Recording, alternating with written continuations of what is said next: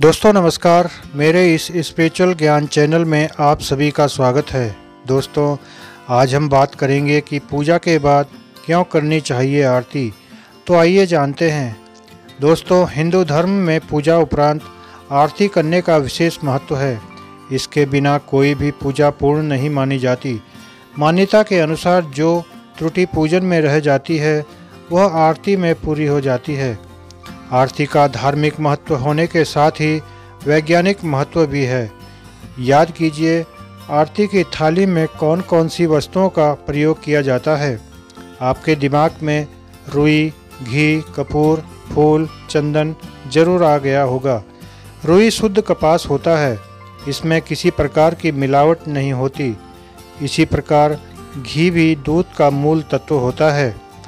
कपूर और चंदन भी शुद्ध और सात्विक पदार्थ हैं। जब रुई के साथ घी और कपूर की बाती जलाई जाती है तो एक अद्भुत सुगंध वातावरण में फैल जाती है। इससे आसपास के वातावरण में मौजूद नकारात्मक ऊर्जा भाग जाती है और सकारात्मक ऊर्जा का संचार होने लगता है। आरती में बजने वाले शंख और घड़ी घंटी के स्वर के साथ जिस किसी देवता को ध्यान करके गायन किया जाता है उसके प्रति मन केंद्रित होता है, जिससे मन में चल रहे द्वंद्व का अंत होता है। हमारे शरीर में सोई आत्मा जागृत होती है, जिससे मन और शरीर ऊर्जावान हो उठता है और महसूस होता है कि ईश्वर की कृपा मिल रही है। स्कंद पुराण में कहा गया है, मंत्रहीनम क्रियाहीनम यत् कृतं पूजनम हरे सर्व संपूर्ण तामेति कृते निराजने शिवे। अर्थात पूजन मंत्रहीन तथा क्रियाहीन होने पर भी निराजन यानी आरती कर लेने से उसमें सारी पूर्णता आ जाती है। आरती करने का ही नहीं, देखने का भी बड़ा पुण्य फल प्राप्त होता है। हरि भक्ति विलास में एक श्लोक है, जो भी देव देव चक्रधारी श्री विष्णु भगवान की आरती देखता है वह सातों जन्म में ब्राह्मण होकर अंत में परम पद को प्राप्त होता है। जो धूप और आरती को देखता है और दोनों हाथों से आरती लेता है वह करोड़ पीढ़ियों का उद्धार करता है और भगवान विष्णु के परम पद को प्राप्त होता है।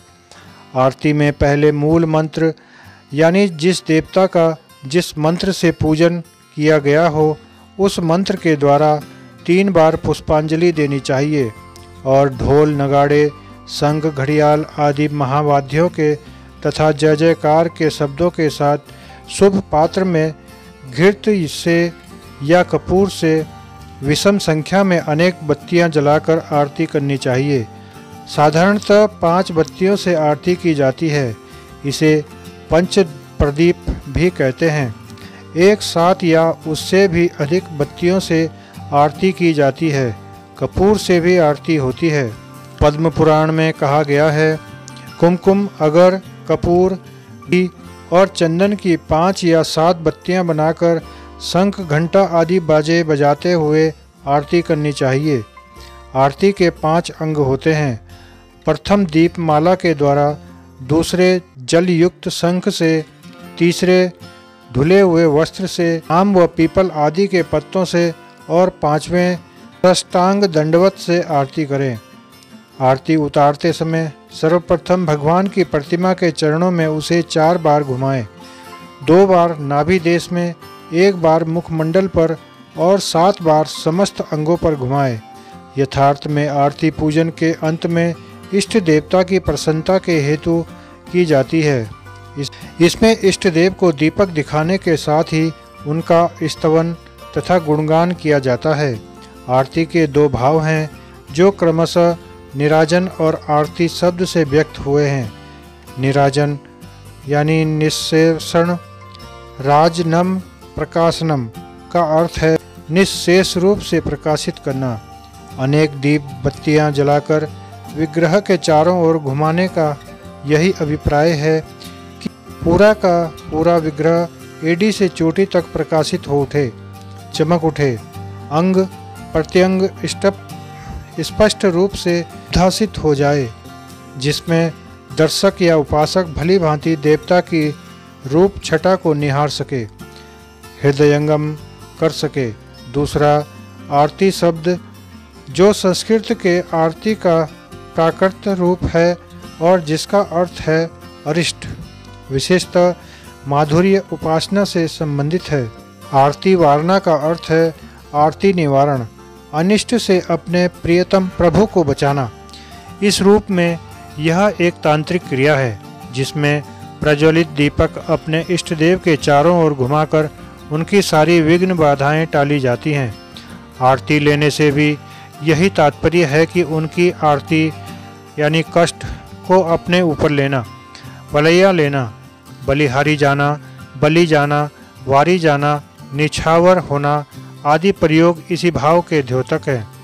इसी रूप में छोटे बच्चों की माताएं तथा बहनें लोक में भी आरती उतारती हैं। यह आरती मूल रूप में कुछ मंत्रोच्चारण के साथ केवल कष्ट निवारण के लिए उसी भाव से उतारी जाती है।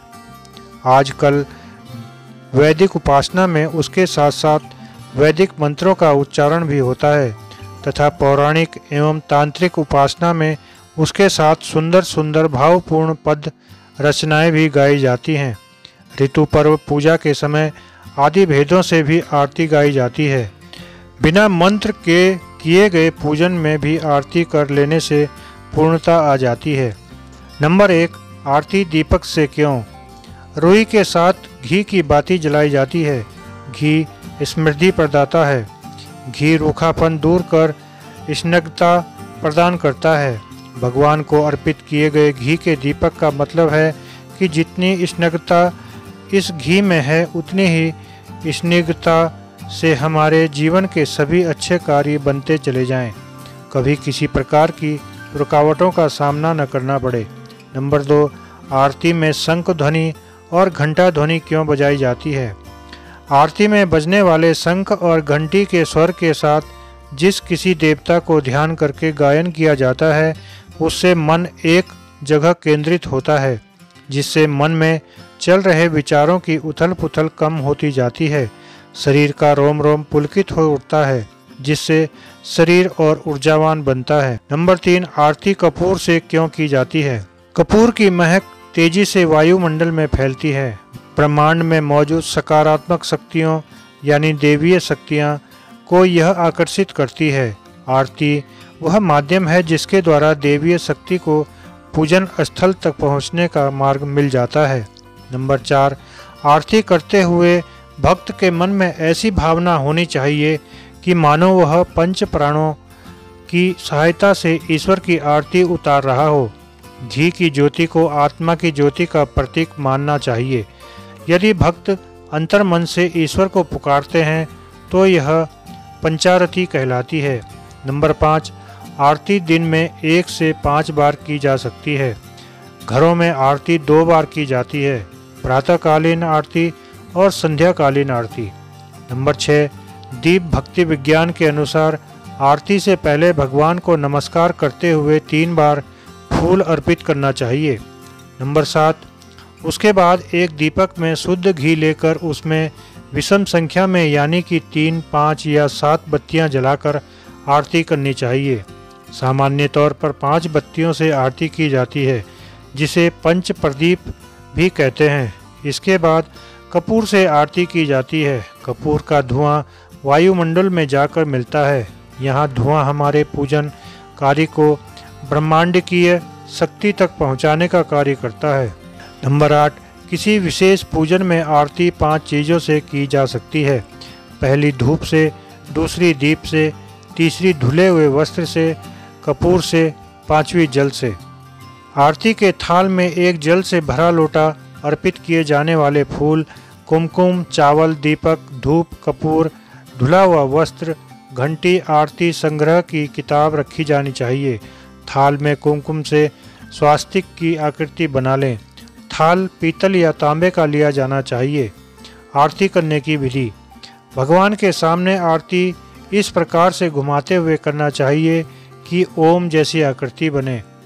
नंबर 2, अलग अलग देवी देवताओं के सामने दीपक को घुमाने की संख्या भी अलग है, जो इस प्रकार है: भगवान शिव के सामने 3 या 5 बार घुमाएं, भगवान गणेश के सामने 4 बार घुमाएं, भगवान विष्णु के सामने 12 बार घुमाएं, भगवान रुद्र के सामने 14 बार घुमाएं, भगवान सूर्य के सामने 7 बार घुमाएं, भगवती दुर्गा जी के सामने 9 बार घुमाएं, अन्य देवताओं के सामने 7 बार घुमाएं।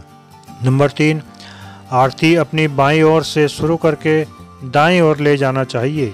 इस क्रम को 7 बार किया जाना चाहिए। सबसे पहले भगवान की मूर्ति के चरणों में 4 बार, नाभि देश में 2 बार और मुखमंडल में 1 बार घुमाना चाहिए। इसके बाद देव मूर्ति के सामने आरती को गोलाकार 7 बार घुमाना चाहिए। नंबर 4, पद्म पुराण में आरती के लिए कहा गया है कि कुमकुम, अगर, कपूर, घी और चंदन की 7 या 5 बत्तियां बनाकर अथवा रुई और घी की बत्तियां बनाकर शंख, घंटा आदि बजाते हुए आरती करनी चाहिए। नंबर 5, भगवान की आरती हो जाने के बाद थाल को चारों ओर जल घुमाया जाना चाहिए, जिससे आरती शांत की जाती है। नंबर 6, भगवान की आरती संपन्न हो जाने के बाद भक्तों को आरती दी जाती है। आरती अपने दाएं ओर से दी जानी चाहिए। नंबर 7, सभी भक्त आरती लेते हैं। आरती लेते समय भक्त अपने हाथों को नीचे को उल्टा कर जोड़ते हैं। आरती पर से घुमाकर अपने माथे पर लगाते हैं, जिसके पीछे मान्यता है कि ईश्वरीय शक्ति उस ज्योत में समाई रहती है। जिस शक्ति का भाग भक्त माथे पर लेते हैं, एक और मान्यता के अनुसार इससे ईश्वर की नज़र उतारी जाती है, जिसका असली कारण भगवान के प्रति अपने प्रेम व भक्ति को जताना होता है। दोस्तों, आशा करता हूँ आपको यह जानकारी अच्छी लगी होगी। वीडियो पसंद आई हो तो वीडियो को लाइक और शेयर कीजिए और चैनल को भी सब्सक्राइब कीजिए। धन्यवाद।